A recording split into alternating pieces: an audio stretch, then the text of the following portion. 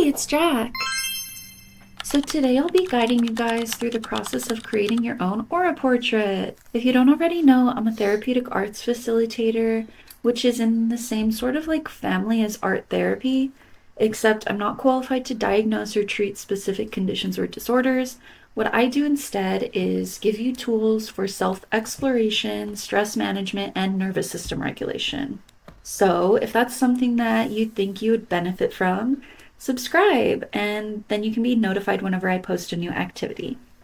So to do this activity, you don't need any artistic experience or any like aura reading abilities. In a minute, I'll give you guys like a background on the definition of auras and a brief history, and also my like personal experiences which inspired the activity. Hopefully to give you guys like more insight into the activity, but first I'll set you up to get started with me if you want to do this activity together. So the materials you'll need are some paper. It's helpful if it's thicker like cardstock, or like what I'm using here is a watercolor paper notebook. You also need a big brush or sponge, some smaller brushes, paints, and something to mix your colors on if you want. Like, I usually just buy the primary colors of paint and mix other colors from there to save money. But if you just want to pick out the specific colors you like, then you won't need to mix them. So I'm using a paint palette to mix, but you can use like a piece of cardboard or a paper plate or whatever you have around. It doesn't need to be like fancy or professional. And then lastly, you need a cup of water to clean your brushes and a rag to wipe your brushes. So to start, I just mix my colors, and I just mix all the colors of the rainbow from the primary colors. So like yellow, and then yellow and red make orange, and yellow and blue make green, and then blue, and blue and red make purple.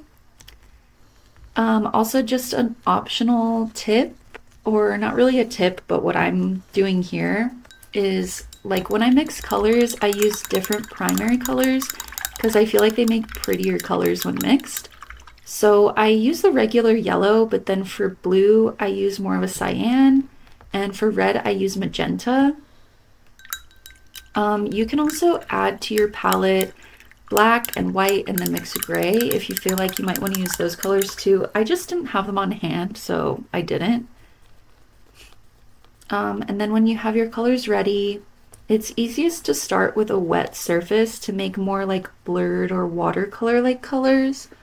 So I use the big brush to wet the whole paper, and this is why thicker paper is more helpful. Otherwise, thin paper starts to do weird things when it's wet.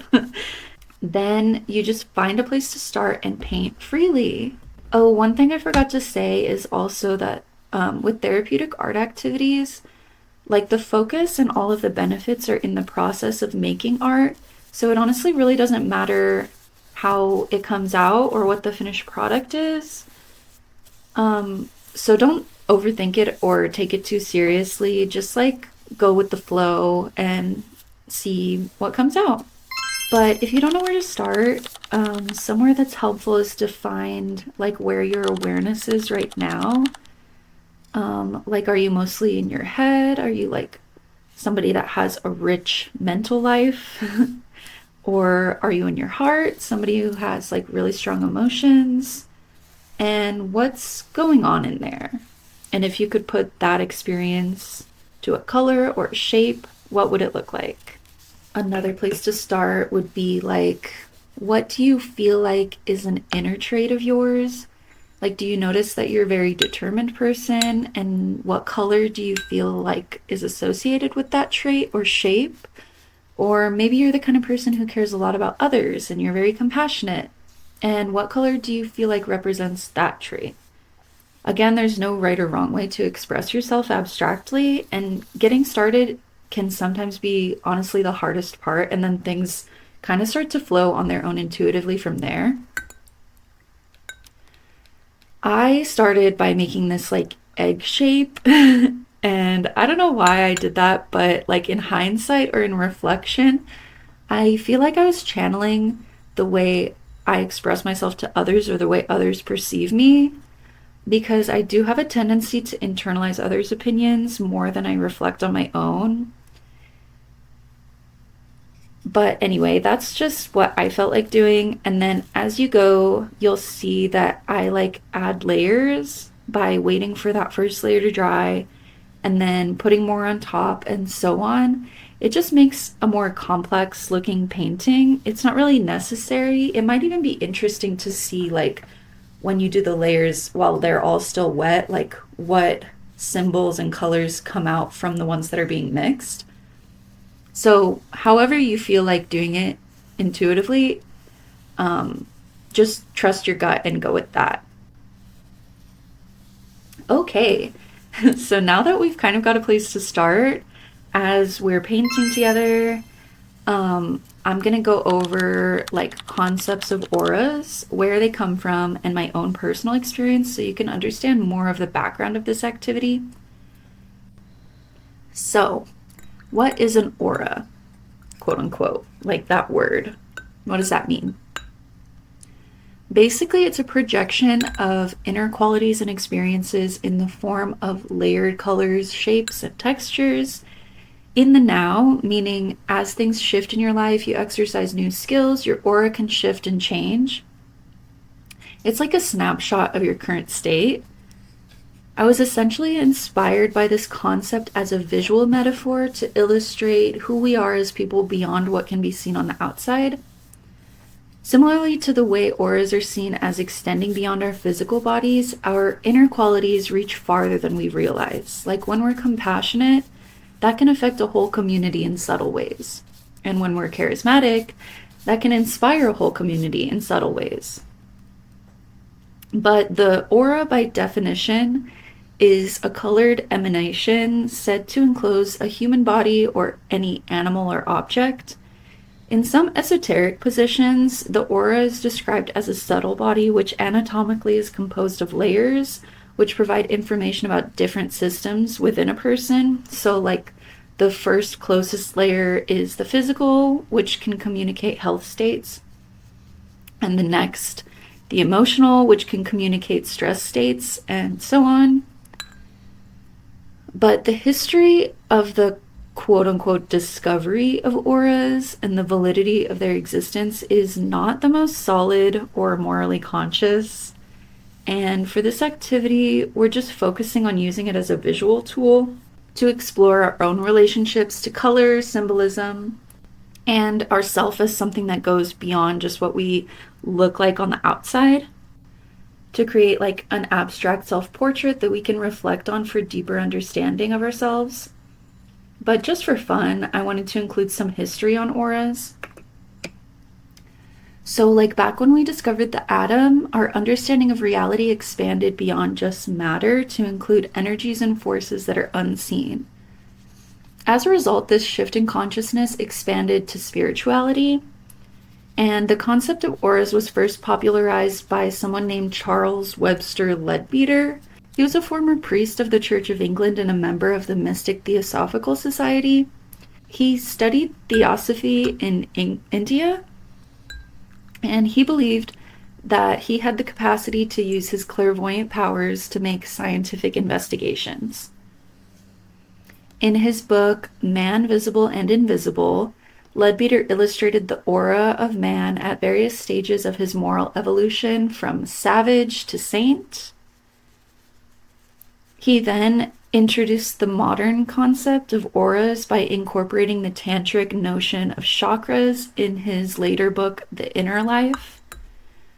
Leadbeater did not simply present the tantric beliefs to the West, he kind of reconstructed and reinterpreted them by mixing them with his own ideas without acknowledging the sources of these innovations. He basically claimed that he discovered them clairvoyantly. And from there, others in the West picked up his ideas, added their own, and further diluted the roots this info came from, essentially culturally appropriating the concepts of chakras and tantra, combining them with Christian ideas, and claiming them to be like a new discovery achieved through psychic means.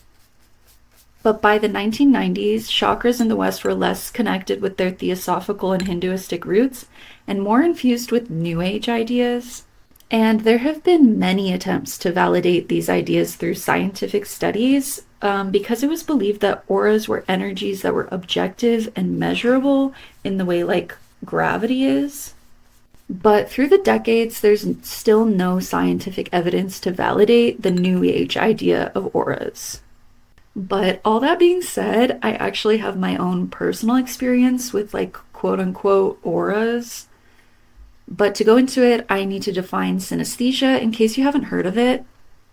So, synesthesia is when your brain routes sensory information through multiple unrelated senses. This causes you to experience more than one sense simultaneously. So, like some examples include tasting words or linking colors to numbers and letters. It's not like a medical condition, and many people find it useful to help them learn and remember information. So, I'm actually autistic, and synesthesia is more common in people with autism than the general population. So, in the general population, only like 2 to 4% of people have this synesthesia, but 18% of people with autism do. So you might have heard of synesthesia as, like, for example, people who associate numbers with colors or will hear a song and see something of like a painting related to corresponding instruments and tones. This is a very real experience, but it doesn't scientifically indicate some like objective truth. Like it's a subjective experience. So if someone sees the number 3 as yellow and someone sees the number 3 as red, like one isn't right and the other wrong. And we can't use scientific tools to create some sort of like universal ledger to reference what colors are related to what numbers. And we can't force ourselves to experience synesthesia if we don't naturally. So when I was a teenager, I used to do aura readings. But this experience for me is tied more to a strong intuition about others in combination with synesthesia. And I was taught to create my own sort of ledger to document the traits that I would see associated with, like, the color yellow, for example. Because our relationship with color on an individual level is unique. And while one aura reader might interpret, again, like the color yellow, for example, to mean one thing, another reader might associate it with something else. It's like a visual tool which references inner characteristics that are intuitively picked up on, and it isn't really connected to anything like psychic or supernatural. So this experience of mine is what inspired this activity. And whether or not you have synesthesia and actually like see yourself as layered colors, shapes, and textures, you can use the activity to create a visual metaphor and explore your own associations with color. Also, something that I learned in art school was color theory. And part of color theory is acknowledging that different cultures have different color associations. So there, again, isn't one objectively right way to communicate something via color. And someone's cultural references are important to pay attention to when you're like interpreting a piece of art. For example, like with the color red. In the US, we associate it with excitement, danger, urgency, love, and these associations are often subconscious. Like when we see something red, we feel in our bodies a sense of danger or urgency, like with a stop sign. We learn these associations often subconsciously based on the culture and society we grow up in. But in India, red is associated with purity, and brides often wear like red wedding dresses. And in China, red symbolizes luck and happiness, and it's the color of the new year. So there isn't a universal interpretation or association of the color red. There are also more personal associations with colors and shapes based on personal experiences. And so there's not one right or wrong way to do this activity, like to make your own quote unquote aura portrait. It's really just a tool to explore your own color theory and symbolism. And because these associations are often subconscious, you don't have to overthink it either. You can just be more fluid and intuitive with your painting. And then you might find later, when you look back on it with like a more critical mind, that you can find deeper insights into yourself based on what symbols, shapes, and colors come out and what your own like personal interpretations of those are. So before I keep yapping, and go into the therapeutic benefits of the activity, let me go over what I'm doing right now, like in my painting. So after I made the color like background sort of, I waited for it to dry just so that it's easier to make like more defined shapes that aren't going to blur or like move around. And then I went into symbols. You don't have to do this. Just whatever you feel like doing for your painting is the right thing to do. But symbols can be just as insightful and add more depth and understanding. So I just kind of put down whatever I wanted to, keeping my mind focused on myself and inner qualities though. And so I put some sparkles and then a couple hearts. Right now I'm very pregnant, so I feel myself sort of multiply. Like, I'm not existing just in my own right now. I'm also splitting my resources to my baby. So I put two hearts. And to me, I guess hearts represent nurturing. Like, I have a very nurturing side, and I'm also spending a lot of time and energy, in many ways, nurturing this new life coming in. So just see what comes up for you symbolically. And if you want to add that to your colors, just to create more depth and self-understanding through symbolism. You can do that after it dries, just so it's easier. Okay, so anyway, therapeutically, there are benefits to self-portraits and a strong self-concept, which is basically what we're doing in this activity. Self-portraits encourage introspection through exploring your identity and emotions. They provide a nonverbal outlet for feelings that are difficult to articulate or that we have defensive blocks against noticing consciously. And this allows for catharsis, which is like an experience of emotional release. And they help you claim your own story, facilitating a greater understanding of your life's journey and personal growth. In psychology, self-concept as a term is your system of beliefs, attitudes, and opinions about yourself. It's the answer to the question, who am I, quote unquote, and is a multidimensional concept that includes your physical, emotional, social, and spiritual aspects. Self-concept is a mental image that shapes how you view yourself and interact with the world. It's influenced by many factors, including personal experience, social interactions, and cultural factors. The benefit of confronting and exploring your own self-concept is cultivating a deeper understanding of your beliefs, values, and traits, helping you recognize your motivations and behaviors. Also, a clear self-concept can guide your choices, making it easier to align decisions with your values and goals. It can foster healthy relationships and encourage continuous learning and self-improvement. And it helps you show up more authentically and can enhance your ability to empathize with others. Also, art making in general actually activates the reward centers in our brain, which helps with emotion regulation and general feelings of well-being, and it can boost motivation. So back to the activity, the last step is to just check in with yourself and how you're feeling. Maybe you reached some catharsis or like emotional release and you're feeling like a weight is lifted. Maybe you just feel more centered and calm. And sometimes you might feel slightly entranced due to the flow state, which can be achieved through art making. It's where you're like fully in the moment and can let go of mental chatter. Whatever it is, it's helpful to note how you're feeling after you do a therapeutic art activity versus before. And optionally, you can look back on your painting, maybe now, maybe in a couple of days, and interpret whatever images came up based on your own concepts and associations with color and shapes. To do this, you can start with your gut feelings. Like when you look at a specific shape or color that's in your painting, what feelings does it evoke? And what associations in yourself and life do you have with those feelings? Also, maybe some memories can come up. Like, for example, for me, the moon reminds me of women's circles that I used to host and like that sense of community. So maybe some colors and symbols bring up personal memories and you can go deeper into them. Lastly, you can also research and see what comes up that resonates. So, for example, like weeds are seen as pests and invasive, but there are multiple traits about weeds that you could be channeling.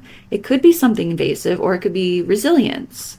Which one do you feel applies truthfully to what you're conveying? So, this process of interpreting what subconsciously comes out during the painting process can further help solidify and give clarity to your own self concept. But basically, that's it. I hope you guys like this activity and discussion and maybe feel a shift in your state of being after doing it together. And if you found some benefit, then maybe subscribe to get notified when I post more activities and discussions. Also, if there's something more specific you want an activity or discussion about, then leave a comment and I'll try to do it. But yeah, have a great rest of your day and I'll see you guys next time. Bye!